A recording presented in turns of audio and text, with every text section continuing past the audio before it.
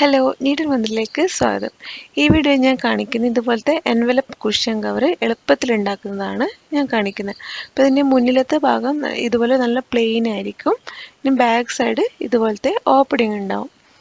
ഇത് നമുക്ക് ഒറ്റ പീസ് തുണിയിൽ ചെയ്യാം, അല്ലെങ്കിൽ ഒരു 3 പീസ് തുണിയിൽ ചെയ്യാം. അപ്പോൾ ഞാനിവിടെ ഒറ്റ പീസ് തുണിയിലാണ് ചെയ്യുന്നതാണ് കാണിക്കുന്നത്.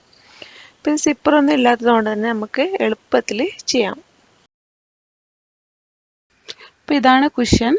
ഈ ഒരു തുണിയിലാണ് കുഷ്യൻ കവർ ഉണ്ടാക്കുന്നത്. അപ്പോൾ ഇതൊരു ഒറ്റ പീസ് തുണിയാണ്. ഇത് രണ്ടായിട്ട് മടക്കിയിടുക.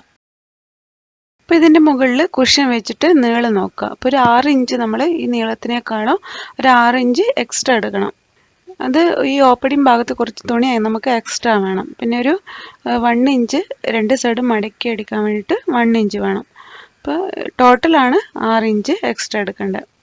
ഈ ഒരു ഭാഗം ഒരു 1 ഇഞ്ച് മടക്കി അടിക്കണം.